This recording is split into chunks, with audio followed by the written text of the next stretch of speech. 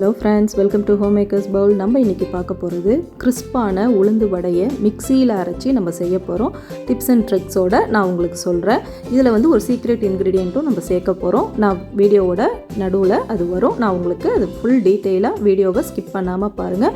நம்ம கிரைண்டரில் அரைச்சி செய்கிற மாதிரி அதே கிறிஸ்போடு இருக்கும். வாங்க எப்படி செய்கிறதுன்றதை வீடியோக்குள்ளே போய் பார்க்கலாம். இதுக்கு வந்து நான் 1 கப்பு குண்டு உளுந்து எடுத்திருக்கேன். அதாவது 100 கிராம் அளவு இருக்கும் இந்த உளுந்து. இது கூட 1 டேபிள் ஸ்பூன் பச்சரிசி சேர்த்துக்கோங்க. சேர்த்துட்டு இதை நல்லா அலசிட்டு இதை வந்து ஒரு மணி நேரம், அரை மணி நேரம் வெளியில் வச்சுடுங்க. அரை மணி நேரம் ஃப்ரிட்ஜில் வச்சுடுங்க. ஃப்ரிட்ஜுனா நார்மல் கம்பார்ட்மெண்ட்டில் வச்சு ஊற வச்சுடுங்க. அதுக்கப்புறம் இதை நம்ம எடுத்து எப்படி அரைக்கிறதுன்றதை நம்ம பார்க்கலாம் மிக்சியில். இப்போ இது ஊறட்டும். இப்போ நான் அரை மணி நேரம் ஃப்ரிட்ஜில் வச்சுருந்து எடுத்திருக்கேன். அரை மணி நேரம் வெளியில் வச்சுருந்தேன், அரை மணி நேரம் ஃப்ரிட்ஜில் வச்சுருந்து எடுத்திருக்கேன். இப்போ தண்ணியை ஃபுல்லாக வடிகட்டிட்டு இந்த மாதிரி ஒரு சல்லி வச்சு நல்லா வடிகட்டிடுங்க. வடிகட்டிட்டு அந்த தண்ணியை அப்படியே வச்சுக்கோங்க. வச்சுட்டு நம்ம மிக்சி ஜாரில் இப்போ இந்த உளுந்தை நம்ம சேர்த்துடலாம். சேர்த்துட்டு ஸ்டெப் பை ஸ்டெப்பாக அதை எப்படி அரைக்கிறதுன்றதையும் நான் டீட்டெயிலாக சொல்லியிருக்கேன். அதனால் ஸ்கிப் பண்ணாமல் பாருங்கள். இப்போ இந்த தண்ணி ஒரு ஓரம் இருக்கட்டும். அது ஜில்லுன்னு இருக்கும். அதுதான் நம்மளுக்கு இப்போ தேவை. இல்லைனா ஐஸ் க்யூப்ஸ் போட்டு நம்ம அரைக்கணும். இதுக்கு பதிலாக நம்ம இந்த ஜில்லுன்னு இருக்கிற தண்ணியே யூஸ் பண்ணி நம்ம அரைக்கலாம். இப்போ ஃபஸ்ட்டு உளுந்து எல்லாத்தையும் சேர்த்துட்டு எதுவுமே தண்ணி சேர்க்காமல் ஃபஸ்ட்டு வந்து ஓட்டிட்டு வந்துடலாம். ஓட்டிட்டு வந்த உளுந்து இப்படி தான் இருக்கும். இப்போ நல்லா இந்த மாதிரி கிளறி விடுங்க.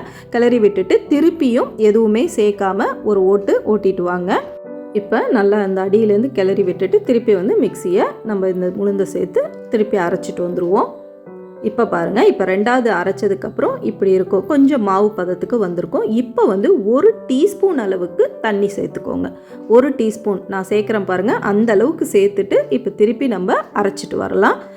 இப்போ பாருங்கள், நம்ம அரைச்சிட்டு வந்தோடனே எப்படி இருக்குன்ட்டுன்னு. இப்போ இது வந்து 4வது தடவை திருப்பி இப்போ அரைக்க போகிறோம். இப்போ வந்து 4வது தடவை அதே மாதிரி 1 டீஸ்பூன் அளவுக்கு நம்ம வந்து அந்த தண்ணி சேர்த்துக்கலாம். அவ்வளோதான். அதே மாதிரி நம்ம சேர்த்துட்டு அரைச்சிட்டு வந்தோம்னா நம்ம உளுந்து மாவு எவ்வளோ வெண்ணெய் மாதிரி அரைஞ்சி வந்துடுச்சு பாருங்கள்.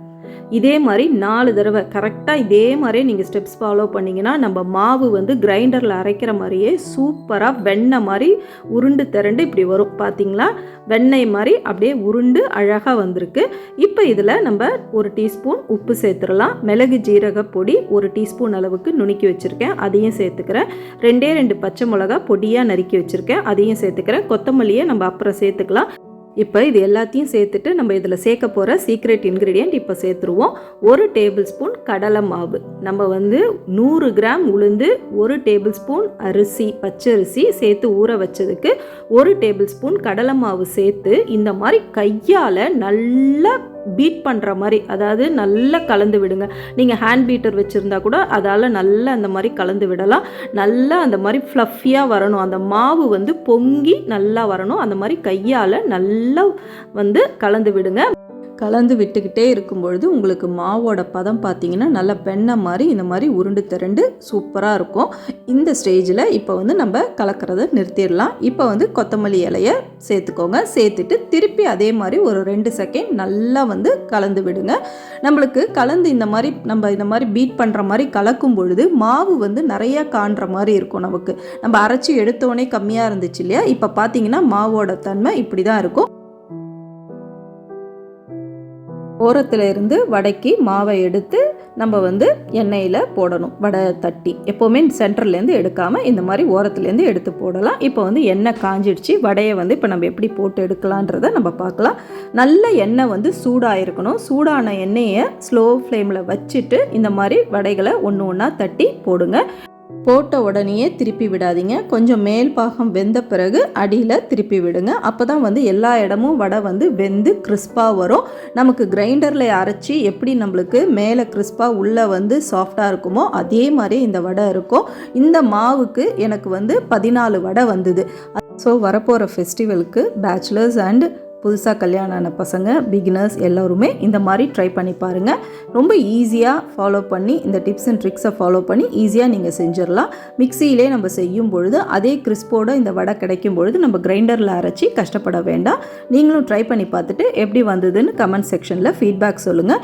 ரெசிபி பிடிச்சிருந்துச்சுன்னா ஃப்ரெண்ட்ஸ் அண்ட் ஃபேமிலிக்கும் ஷேர் பண்ணி விடுங்க. நம்ம சேனலையும் சப்ஸ்கிரைப் பண்ணிவிட்டு லைக் பட்டனையும் ப்ளஸ் ஹைப் பட்டனையும் அழுத்தி விடுங்க. பெல் ஐக்கானை அழுத்தினீங்கன்னா தான் இந்த மாதிரி இன்ட்ரெஸ்டிங்கான வீடியோஸ் உங்களுக்கு உங்களுக்கு நோட்டிஃபிகேஷன் காமிக்கும். வேறு ஒரு ரெசிபியில் சீக்கிரமே சந்திப்போம். தேங்க்யூ.